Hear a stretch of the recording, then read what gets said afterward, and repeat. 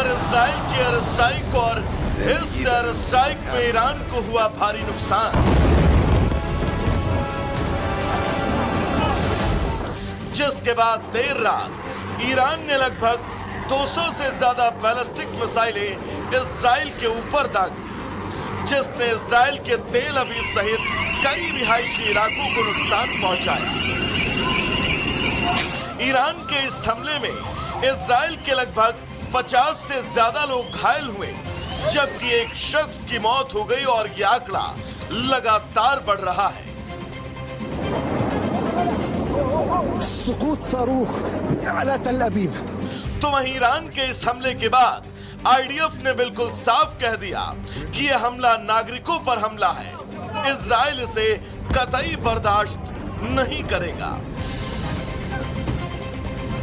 IDF ने Iran के missile attack का वीडियो जारी करते हुए कहा, हमारे नागरिकों पर हमला बर्दाश्त नहीं है। नागरिकों पर न हमला करने दिया न करने देंगे। और अब बारी थी इजराइल के भीषण पलटवार की। इजराइल का यलगार हुआ तगड़ा पलटवार। इस हमले के कुछ ही घंटों बाद इजराइल के जंगी विमानों ने हवा में उड़ान भरी और ईरान की तरफ रुख किया, जिसके बाद ईरान पर इजराइल ने मिसाइलों के जरिए पलटवार की शुरुआत कर दी। Operation true promise 3। ईरान ने इजराइल के इस हमले का भी तुरंत पलटवार करते हुए दोबारा लगभग 150 बैलिस्टिक मिसाइलों से हमला कर दिया। इजराइल का बदला दहलेगा ईरान। इस हमले के बाद अब यह तय है इजराइल पलटवार करेगा, लेकिन यह पलटवार ईरान के लिए कितना घातक होगा इसके लिए थोड़ा इंतजार करना होगा, क्योंकि इजराइल के रक्षा मंत्री ने यह साफ कर दिया है कि ईरान ने अब रेड लाइन क्रॉस कर दी है, उसे परिणाम भुगतना होगा। इस लगभग 30 घंटे के घटनाक्रम की बात करें तो पहले इजराइल ने ईरान पर भीषण हमला किया, ईरान के परमाणु और सैन्य ठिकानों को निशाना बनाया। इस हमले में ईरान को भारी नुकसान हुआ। ईरान ने इजराइल पर पलटवार किया, 200 से ज्यादा बैलिस्टिक मिसाइलें दागी, प्रमुख रिहायशी इलाकों को निशाना बनाया गया। इजराइल ने तुरंत पलटवार किया, कई मिसाइलों से तेहरान पर हमला किया। ईरान को भारी नुकसान की खबर। इजराइल के इस हमले के बाद ईरान ने फिर हमला किया। इजराइल पर लगभग 150 मिसाइलें दाग दी। इजराइल के कई शहरों को नुकसान की खबर सामने आई। तो वहीं अमेरिका भी इस जंग में अब खुलकर इजराइल के साथ खड़ा नजर आ रहा है, क्योंकि ईरान के मिसाइल हमले में अमेरिका के थर्ड एयर डिफेंस सिस्टम ने इजराइल की मदद की है। यानी ये साफ है कि मिडिल ईस्ट में शुरू हुई ये जंग अब किसी अंजाम तक पहुंचने वाली है, लेकिन वो अंजाम किस देश के लिए कितना घातक होगा, इसके लिए थोड़ा और इंतजार करना पड़ेगा। Bureau report, Republic Bharat. बड़ी खबर आपको बता दें, इजराइल के हमले के बाद जल रहा है तेहरान एयरपोर्ट। तेहरान में मेहराबाद एयरपोर्ट पर इजराइल की बमबारी हुई है। एयरपोर्ट पर तैनात MiG-29 और सुखोई 24 लड़ाकू विमान को नुकसान भी पहुंचा है। तो ये बड़ी खबर आपको बता रहे हैं, इजराइल के हमले के बाद तेहरान एयरपोर्ट जल रहा है, क्योंकि तेहरान में मेहराबाद एयरपोर्ट पर इजराइल की तरफ से बमबारी की गई है। एयरपोर्ट पर तैनात MiG-29 और सुखोई 24 लड़ाकू विमान को नुकसान पहुंचा है। तस्वीरें लगातार आपको दिखा रहे हैं, ये भीषण तस्वीरें गवाही दे रही हैं कि ये युद्ध कितना खतरनाक मोड़ लेता जा रहा है। हमारे साथ गेस्ट पैनल भी यहाँ पर जुड़ा हुआ है, डिफेंस एक्सपर्ट हमारे साथ जुड़े हुए हैं, उनके पास चलते हैं। Group captain UK Devnath sir है हमारे साथ, major general Rajan Kochar sir है हमारे साथ, और major general SP Sena sir आप भी हमारे साथ हैं। राजन कोचर सर, आपके पास आते हुए, जो इजराइल की रणनीति यहाँ पर दिखाई दे रही है वो बिल्कुल सटीक और चुपचाप से करने वाली है। सर आपका रिएक्शन।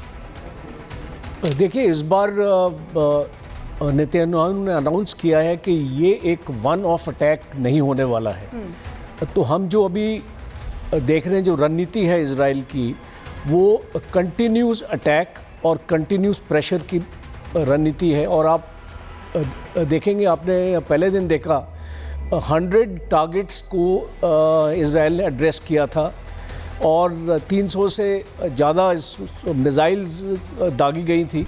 और जो स्पाइस मिसाइल की हम बात करते हैं, जो हमने भी यूज़ करी है, वो इजराइल ने यूज़ करी है रैम्पेज मिसाइल के साथ। और 200 से ज़्यादा हवाई जहाज़ ईरान के एयर स्पेस के अंदर आए थे और ये अटैक करके वापस चले गए। और आप देखिए कि एक भी उनका एयरक्राफ्ट डिस्ट्रॉय नहीं हुआ इस अटैक पर। तो ये बहुत एक इम्पॉर्टेंट फीचर है नो कॉन्टैक्ट वॉरफेयर का, जो हम सिंदूर के टाइम पे, ऑपरेशन सिंदूर के टाइम पे भी हमने देखा था कि जो एक अभी दौर स्टार्ट हो गया है, जो स्ट्रेटजी का दौर है, मिलिट्री डॉक्ट्रिन का दौर है, वो एक नो कॉन्टैक्ट वॉरफेयर का दौर है, जिसमें टेक्नोलॉजी का बहुत बड़ा रोल है, रॉकेट फोर्स का बहुत बड़ा रोल है, मिसाइल्स का बहुत बड़ा रोल है, ड्रोन्स का बहुत बड़ा रोल है, और आपके अर्ली वार्निंग सिस्टम्स और आपके एयर डिफेंस सिस्टम्स। तो अभी जिस तरीके की तैयारी इजराइल ने करी है, पिछले हफ्ते अमेरिका ने इजराइल का पूरा आयरन डोम को रिप्लेनिश किया है यूएस इंटरसेप्टर्स दे के। तो हम जब बोलते हैं कि अमेरिका की इसमें इन्वॉल्वमेंट नहीं है, वो बहुत साफ है। 15 दिन पहले अमेरिका ने सूडान में अपना F-15 का फाइटर जेट स्क्वाड्रन तैनात किया है वहाँ पे। तो अमेरिका अपने आप को प्रिपेयर कर रहा था और पूरा सहयोग इजराइल का अमेरिका इस लड़ाई में देगा। क्योंकि सिन्हा सर, ये जो कह रहे हैं कोचर सर कि अमेरिका पीछे से उनको सपोर्ट कर रहा था, तो अमेरिका का रोल इस युद्ध में कितना और कहां तक जाएगा?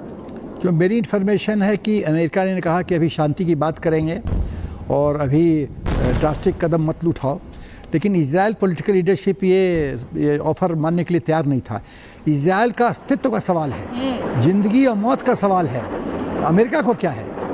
अमेरिका तो चुपचाप कोने में बैठा रहेगा, बट उसकी तो न्यूक्लियर पावर बना ईरान, तो टारगेट कौन होगा? ईरान का टारगेट तो इजराइल होगा, यहूदी होंगे, इसमें कोई डाउट नहीं। और किसी को कोई टारगेट पे है ही नहीं। तो ये जिंदा रहना है तो उसको रोकना पड़ेगा, तो उसके न्यूक्लियर फैसिलिटी को बर्बाद करना पड़ेगा, न्यूक्लियर पावर बनने से रोकना पड़ेगा, पूरा स्टॉप करना पड़ेगा। तो जब ये रणनीति थी तो अमेरिका ने कहा कि नहीं, अभी शांति की बात करते, कोई शांति उनती नहीं। इजराइल ने कहा हाँ बाप, हमको जो बन करेगा हम करेंगे। उन्होंने किया। यही इजराइल है, थोड़ा सा मैं डाइग्रेस करूँगा, यही इजराइल है कहूटा फैसिलिटी के लिए भी पाकिस्तान का डिस्ट्रॉय करने के लिए उसने ऑफर दिया था कि आपको कुछ नहीं करना, हमको खाली लैंडिंग फैसिलिटी, रिफ्यूलिंग फैसिलिटी दीजिए। उस समय की सरकार नहीं मानी। तो जब हमको एज ए फ्रेंड मदद करने को इतना रिस्क लेने के लिए तैयार था, तो अपने लिए तो कुछ भी कर सकता है, तो उसने कर दिया, दिखा दिया। मैं गारंटी के साथ कहता हूँ, at any cost Israel Iran को न्यूक्लियर पावर बनने नहीं देगा। एंड दूसरी चीज़ मैं जो कहना चाहता हूँ, short of using nuclear power, अपना न्यूक्लियर आर्सेनल, वो सब कुछ करेगा कि ईरान तबाह हो जाए।